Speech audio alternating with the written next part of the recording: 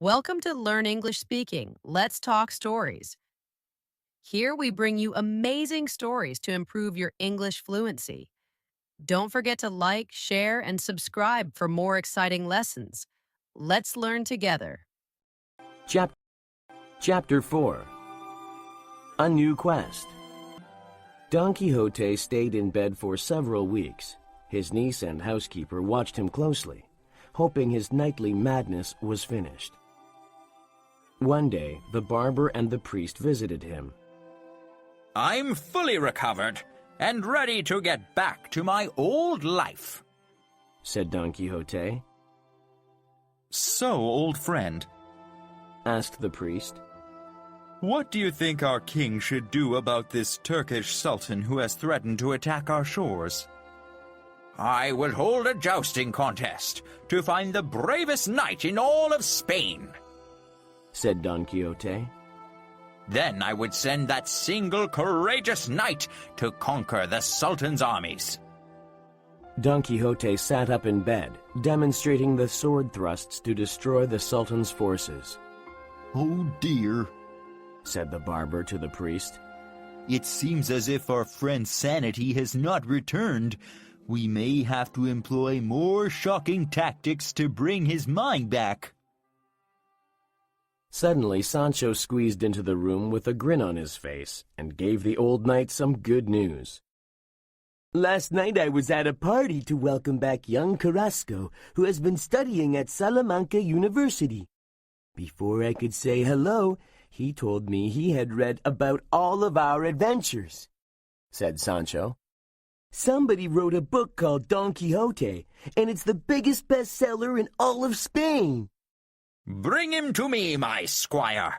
I must meet this young man," said Don Quixote. A few minutes later, Sancho returned, leading a young man with a chubby face and a mischievous expression into the room. Before Don Quixote could speak, the youth fell onto his knees and said, "Oh, great knight, I'm humbled to be in your excellent presence." Carrasco kept talking, trying to control his giggles. "In all the history of chivalry, no one can find a braver, more extraordinary knight than Don Quixote. The book is beloved by every man and woman in every social class. The author is even talking about writing part 2. "Well then," cried Don Quixote, hopping out of bed, "it's time to get back in the saddle. My public needs me."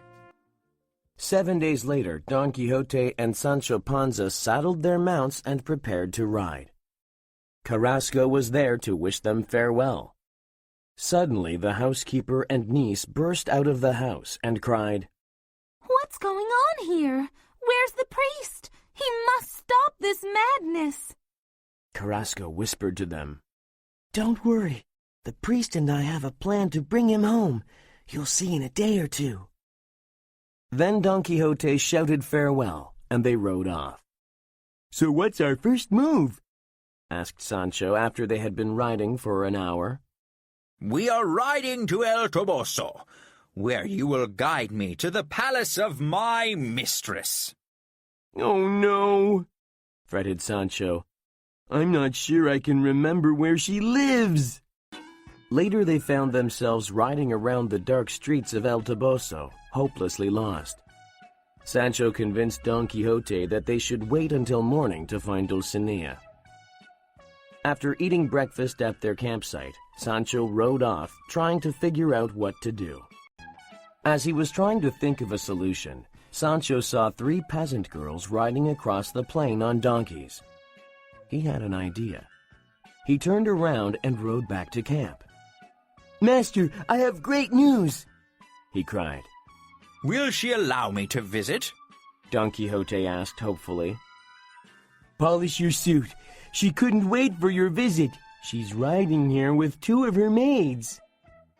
Don Quixote ran around in a panic.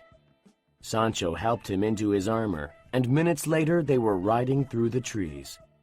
"Where is she?" cried Don Quixote. "Over there," said Sancho, pointing to the peasant girls who were riding past. All I see are 3 ugly girls on donkeys, said Don Quixote. But, sir, those are the prettiest women I have ever seen. Don Quixote walked up to them and asked the one in the middle, Are you my mistress, princess? Are you Dulcinea, the sweetest rose in Spain? The girl let out a big laugh. Sorry, Granddad. Can't waste time talking with lunatics. Then she kicked Sancho so hard he almost fell off his donkey. The girls rode off, leaving Don Quixote in a cloud of dust.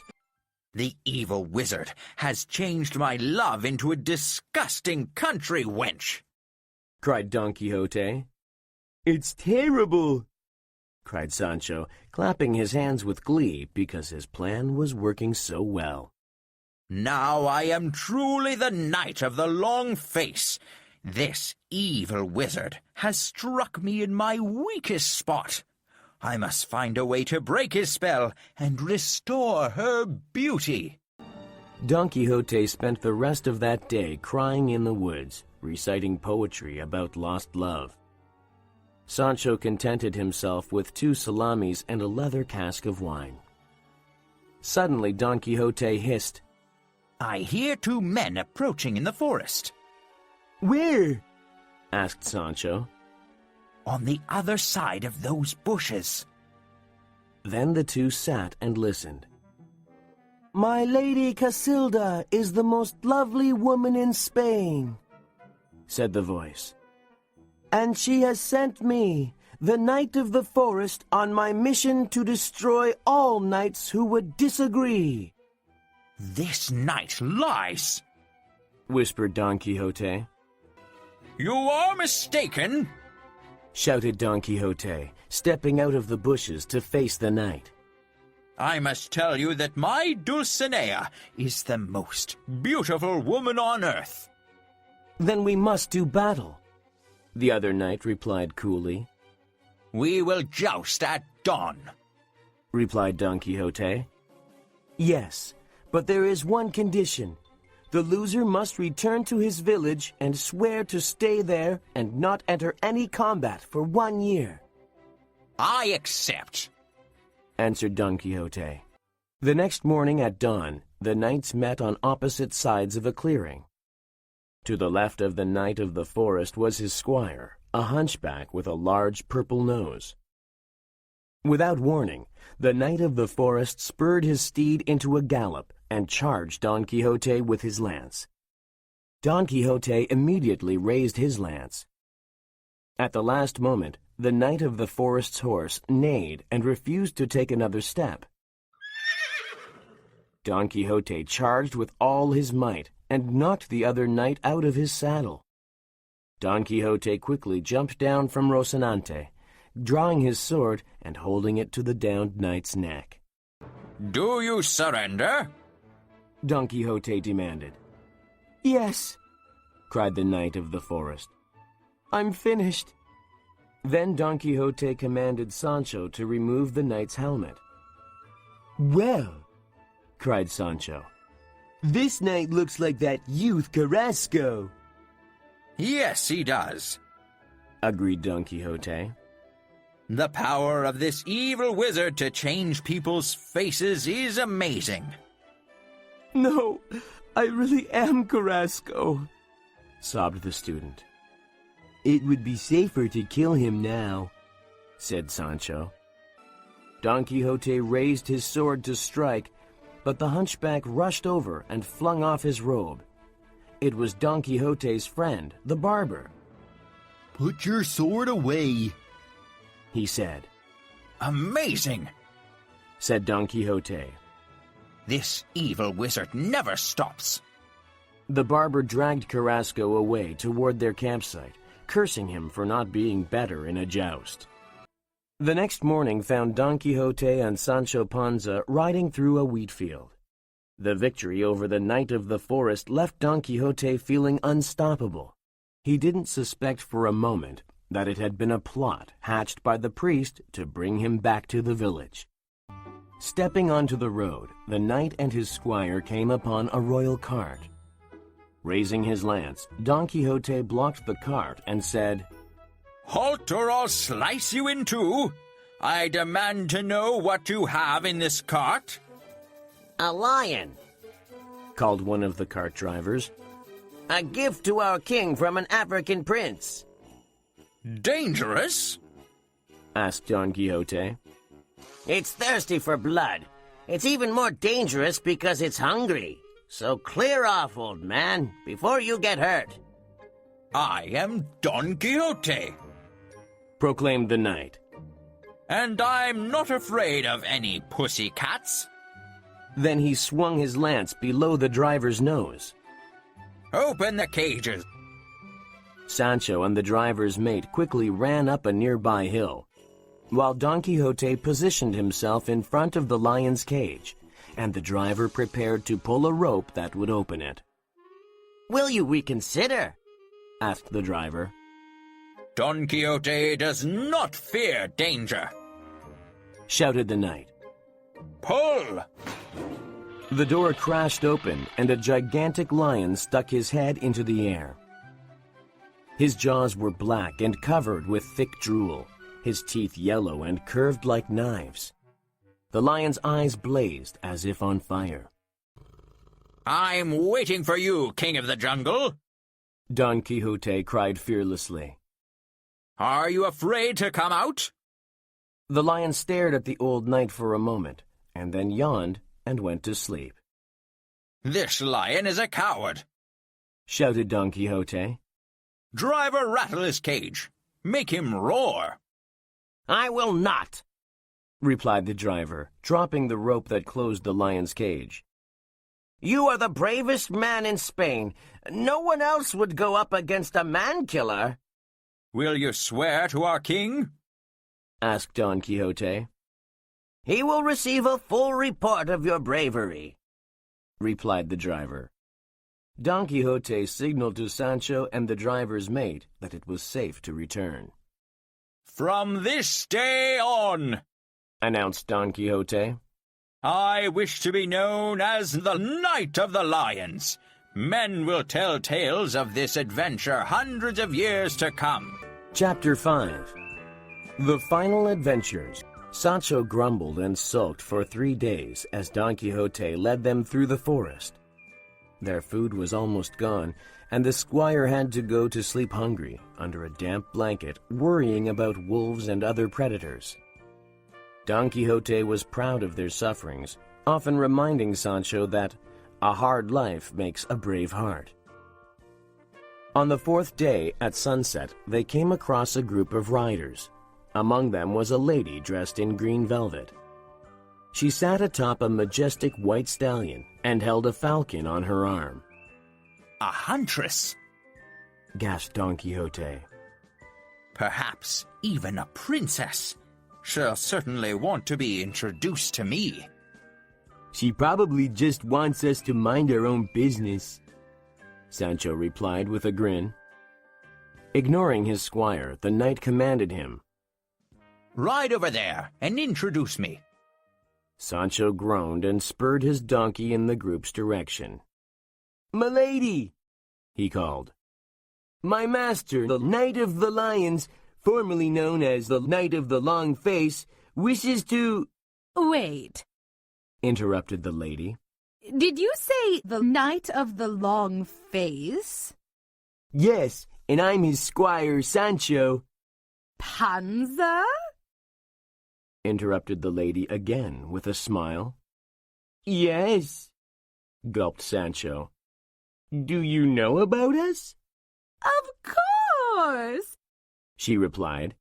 I've read the book of your adventures. It's my husband's and my favorite book. "Shall I bring him over then?" asked Sancho. You must do more than that. Said the lady. You and your master must come to our nearby castle as distinguished guests of my husband the Duke. The Duchess giggled when Sancho accepted her invitation. In truth, she and her husband thought the book Don Quixote was the finest comedy ever written. She and her husband were great jokers, and she figured they would be able to have some fun with the crazy knight and his dim-witted sidekick. The group with Don Quixote and Sancho soon crossed a drawbridge and found themselves inside a vast, opulent castle. 2 trumpeters sounded the knight's arrival, and a group of maidens surrounded them, fanning jars of perfume. That night, the knight and his squire ate the best meal of their lives while chatting with their hosts. The Duke and Duchess listened with great interest about all of their recent adventures. But their greatest interest was in hearing news of Dulcinea. When they asked about Dulcinea, the knight replied sadly, "My beautiful lady has been transformed into a vulgar donkey-riding trollop by an evil wizard." How terrible! gasped the Duchess, barely able to contain her laughter. The next day, the Duke and Duchess convinced Don Quixote to accompany them on a wild boar hunt in the forest. But they had made secret plans to play a big joke on the knight and his squire. While they were hunting, there was a sudden noise coming through the trees. My men must have found a boar. It's coming toward us. Beware its tusks, said the Duchess. But when the trees parted, there was no wild boar. Rather, a black stallion came prancing and kicking before them. On its back rode a man covered in twigs, leaves, and ivy. I am the forest sprite. The strange figure wearing a green mask with horns on top of his head shouted. The demons of the forest have sent me with a message for the knight-errant Don Quixote de la Mancha. "I am Don Quixote," replied the knight. To free your lady from their spell, the sprite continued. You must do 2 things. First of all, your squire must lash himself. How many times? Screamed Sancho. 3,300 times. Sancho gasped in disbelief. But first, you must ride a flying horse through the air and over the mountains. This horse waits for you at the Duke's castle. If you are brave enough to perform these 2 tasks, your beloved Dulcinea will be set free, said the forest sprite. Then the creature turned and rode away. It's a miracle! cried the Duchess. We must return to the castle at once. "Yes, but first, Sancho, fetch me a whip," shouted Don Quixote. "You can begin lashing yourself while we ride." The terrified squire had already ridden away from the knight's grasp. Back at the castle, the servants were rushing around, shouting alarm from the towers. There was a giant wooden horse in the middle of the courtyard. The servants told the Duke it had suddenly and mysteriously dropped from the sky. Meanwhile, Don Quixote and Sancho were arguing about the lashes the squire must suffer to free Dulcinea. I won't do it, cried the squire. "For the sake of my lady, I beg you," sobbed the knight. The Duchess approached them. You 2 must cease your squabbling, she said, leading them into the courtyard. She was enjoying every moment of this grand practical joke she had planned with her husband. Don Quixote stared up at the wooden horse in amazement. "What a creature!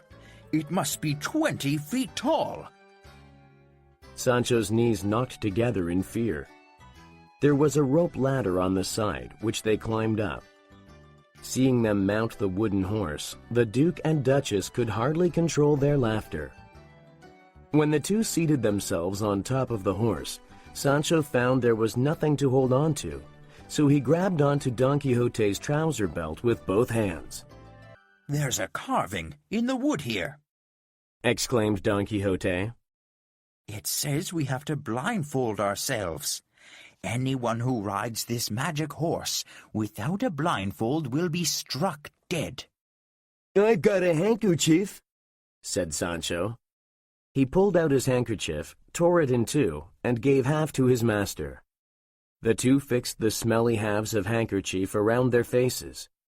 From a balcony, the Duchess and Duke squealed with pleasure at the sight of the two fools on the horse. Once their eyes were covered, a servant tapped on the horse, and the servants inside lifted it 3 feet off the ground and rocked it from side to side. "We're up in the clouds, Sancho," cried Don Quixote.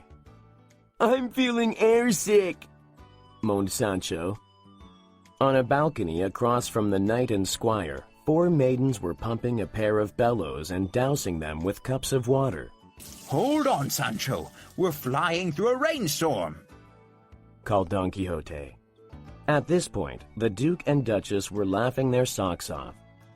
But they were also beginning to feel guilty for playing such a prank on the good knight. The Duke signaled to his butler for the grand finale. A servant lit the horse's tail on fire. There was a pop and a fizz as hundreds of fireworks hidden inside the tail exploded. Sancho wrapped his arms around the knight and howled, Save me, master. I promise I'll suffer the lashing. "All of them?" asked Don Quixote. Everyone, cried Sancho. Then Don Quixote beat the top of the horse with his fist. But this only made the men inside rock it harder. Finally, they tilted it too far, and the wooden horse crashed to the ground. Sancho and the knight were thrown to safety, landing on the soft grass of the castle lawn. Quickly the servants carried the horse away. By the time Don Quixote and Sancho tore the rags from their eyes, they were facing the Duchess, who leaned over them, acting concerned. Welcome back. She said softly. You've been gone for hours. We were so worried. How was the ride? Sancho and Don Quixote rested for a few days. Then the knight announced it was time for them to leave. But what about Sancho's lashing? Asked the Duchess, who didn't want to miss out on the spectacle. "He'll have to carry out the lashes while we travel. Life at court is softening my sword arm. It is time for us to go. I thank you for your hospitality." Don Quixote and Sancho Panza rode away toward the sea and the city of Barcelona. The next morning, Don Quixote told Sancho, "I want to see you do some whipping right now." don't rush me, cried Sancho, jumping to his feet. and I prefer to perform my lashing in private. "I don't care how you do it, but I want to hear each lash so I know you're not shirking." Fine, snapped Sancho. I'll get started. He grabbed the whip and stomped off into the trees. Then he unbuttoned his shirt and cracked the whip against the trunk of the tree. Ow! He yelled. That one almost drew blood. A few days later, when Don Quixote and Sancho rode into Barcelona, word had already spread of their arrival. The streets were filled with citizens trying to get a glimpse of the crazy yet noble knight. People threw flowers and cheered. The leader of their escort allowed Don Quixote and Sancho to stay in his luxurious villa in the middle of the city. For 2 weeks they lived like kings. They were paid daily visits by generals, admirals, and high-ranking public officials. Each morning, Don Quixote would take Rocinante for a trot along the beach. Then one day, as he was on his morning jaunt, he saw a figure approaching him from down the beach. The figure was a knight, wearing a full suit of armor with his visor lowered. When Don Quixote neared the knight, he could see a white crescent emblem on his chest. Halt, the Knight of the Lions, called the Knight of the White Moon. I have a challenge for you. Don Quixote is always ready for a challenge, the old hidalgo answered bravely. Then we will joust, said the strange knight, raising a shiny new lance. "Name your terms," called Don Quixote. If you win, this fine horse and my new lance are yours. If I am the victor, you must retire from your career as a knight-errant. "Retire? Cried Don Quixote. But that is impossible." We young knights are tired of you getting all of the public's attention. We want you to return to your village for a year and live a peaceful life. I accept your terms, snapped Don Quixote. Then both knights turned away from each other and checked their weapons.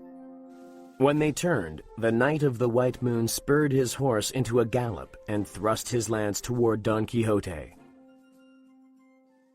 He held his lance with such precision that the elderly knight didn't have a chance and was thrown from his saddle. He landed in the shallow water and sand of the beach. In a flash, the Knight of the White Moon dismounted and pressed his sword to Don Quixote's neck. "You are vanquished. Do you concede?"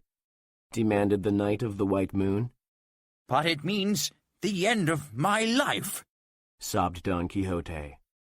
Without chivalry, I am nothing. "You gave your word," snarled the victor. I will retire, Coughed Don Quixote. as I promised. The knight's tears of defeat mixed with the salt water of the waves. This is the darkest day of all my adventures, He moaned.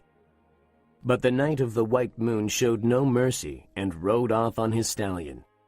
The broken hidalgo sat, sobbing in the surf. Later, Don Quixote hobbled back to town. He never realized that the Knight of the White Moon was actually the youth Carrasco. In the months since he had been defeated as the Knight of the Forest, he had studied jousting and horsemanship. He was determined to have his revenge on Don Quixote and to return the crazy hidalgo to his friends in the village. When Sancho heard of Don Quixote's defeat and retirement, he sobbed. "You can't quit, sire. Old dogs don't learn new tricks." I promised. Now help me take off my armor. I no longer need it. As the two began their 3-day journey home, they lamented their fate. One night, the two men made camp by a stream. Sancho had been trying to lift the broken-hearted knight's spirits all day. "Can I do anything to make you feel better?" he asked. If I knew my lady was safe, Said Don Quixote. I might be able to smile again. So Sancho wandered off into the nearby woods and lashed a tree, letting out blood-chilling cries with each crack of the whip. When Sancho had lashed all the bark off the tree, Don Quixote told him he had finished 1,000 lashes, and he stopped for the day. I am proud of you. Don Quixote told him warmly. If you can manage 1,000 per night, Dulcinea will be free by the time we reach our village. They rode hard each day, passing by many sights of past adventures. Each night, Sancho found a suitable tree to whip and rack up another 1,000 lashes. On the 4th morning, he completed the final 248 lashes. Don Quixote shook his hand and promised to double his salary if they ever went questing again. When Don Quixote rode into the courtyard of his home, the housekeeper dropped her basket of laundry in the dust. Master, you're back in one piece, She cried. I am weak. Whispered Don Quixote. Sancho, help me to my room. Back in his bed, the old hidalgo slipped into a sleep that lasted for 6 days. The fever he had gotten grew stronger each day. He cried and moaned in his sleep, as if being haunted by nightmares. Meanwhile, his friends waited patiently by his bedside. After a week, he opened his eyes to see the priest and the barber sitting at the end of his bed. I am back, muttered the old knight. Don Quixote! They shouted, rushing to his side. My name is Alonso Quijano, said the man in the bed. I was mad, but now my mind is restored. Is it true? Are all your thoughts of chivalry and wizards really gone from your head? Asked the priest. They are all gone. He replied softly. I am sane enough to know that I am dying. The news that the hidalgo was on his deathbed raced around the village. Sancho came running in from the fields where he had been at work. He was shown into the room and knelt down at his former master's side. Perhaps you were a little crazy, Sancho sobbed. But if you were still a knight, you would not die. Your friend who was a knight, replied the hidalgo, is no longer here. You must forget him. I cannot, sobbed the squire. Sancho tried to convince his old friend not to give up the ghost, but the old hidalgo was overcome with fever. Sancho waited at his bedside for 3 days, until finally the old knight slipped away. This was the end of the brave knight Don Quixote de la Mancha. In his madness, he accomplished feats that ordinary men can only dream of. The stories of his amazing adventures have been told for more than 400 years. Rest in peace, noble Don Quixote. May the questing be grand, and the adventures bring you glory.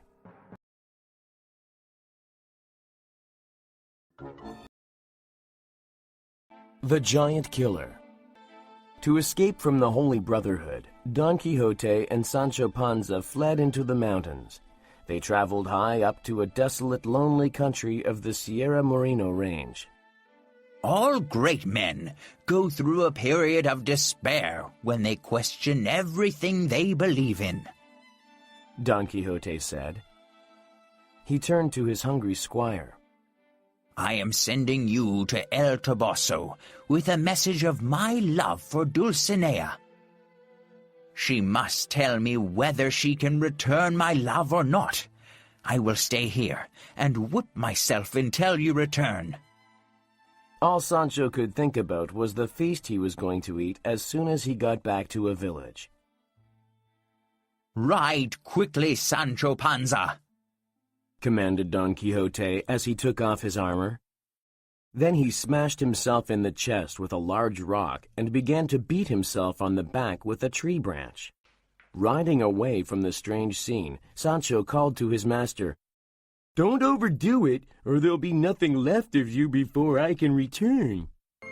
Halfway to the village, Sancho stopped at an inn for the feast he had been waiting for. As he approached the door after his big meal, he came face to face with Don Quixote's old friends, the priest and the barber. Hey, you work for our troubled friend, Señor Quijano, don't you? The priest said to Sancho. It's true, I am his squire. How can you believe his nonsense? Don't you realize he has lost his mind? There have been some strange things happening, replied Sancho. Where is he now? Demanded the barber. He's in the mountains, waiting for me to return with an answer from his mistress, the lady Dulcinea del Toboso. Her answer to what? Asked the priest. Something about love, answered Sancho. Take us to him. We have to bring him back to the village with us, said the priest. I will, but I warn you he'll never come back with you. Said the barber. I have a plan. I'll be back in a minute. Shortly after, the barber came back with 2 dresses from the innkeeper's wife. The 3 traveled back to the mountains. That night, they camped and discussed the details of their plan. In the morning, Sancho went off to find Don Quixote and tell him about the ladies in need of help. Meanwhile, the priest and the barber put on the dresses and began cooking bacon over the fire for their breakfast. As they ate and talked, they saw a beautiful woman passing by. We must show ourselves at once, said the priest. They stepped out to meet her. The girl screamed when she saw them and tried to run away. Do not fear us, shouted the priest. I am a man of God. If you're a priest, why are you wearing that dress? She questioned. It's a long story, he replied. By the way, why are you wandering these hills? Asked the barber. The beautiful young girl then told her sad story. My name is Dorothea. I am the daughter of a wealthy farmer. I was to be married to the Duke's son, Ferdinando, but he left me for another woman. I was so broken-hearted that I came here to cry away the rest of my days. Then the priest had an idea. Perhaps a truly beautiful lady such as yourself could convince Don Quixote to come back to our village rather than an old priest and barber dressed like women. Dorothea agreed to their plan and put on one of the dresses. When Sancho returned, he led them to Don Quixote, who was still lashing himself with the branch of an old olive tree. Immediately, Dorothea fell to her knees. Please, brave knight, a terrible giant is attacking my father's kingdom. You must help us. Of course I will help you. Sancho, prepare my horse. We leave at once. I cannot refuse a princess in distress. Later the group arrived at the inn where Sancho had first met the barber and the priest. The innkeeper ran out to greet them and was met by the priest. The priest handed him 10 gold pieces and said, My friend in the iron suit is mad. He thinks he's a knight and this is a castle. I ask you only to play along for the night and let us stay until morning. Yes, my wife heard something about a lunatic roaming the valley, said the innkeeper. I heard the Holy Brotherhood is searching for him. You may stay, but your crazy friend will have to stay in the hayloft where I keep my wine, so he won't bother anyone. The priest and barber agreed. Long past midnight, after everyone had gone to bed, the priest awoke to the loud sound of gushing liquid, as if a river had burst into the inn. Suddenly, Sancho Panza stumbled into the room, covered in blood. My master is fighting a giant upstairs. It's a bloodbath up there. The priest helped him up and tasted some of the redness on his fingers.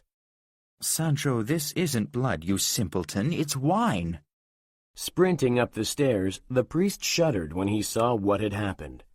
There was Don Quixote, swinging his sword and stabbing the huge pigskin sacks full of wine hung from the ceiling.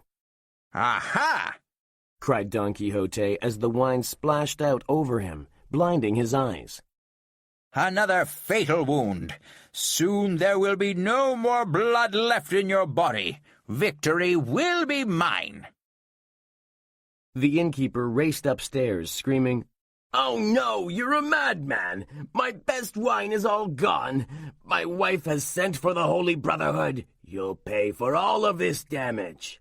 As the officers of the Holy Brotherhood arrived to arrest Don Quixote, the priest came and took one of the officers aside for a moment. He explained that Don Quixote was crazy and needed to be taken home for medical attention. The priest also told the officer to have his men put some chalk on their faces. Soon after, Dorothea came to Don Quixote.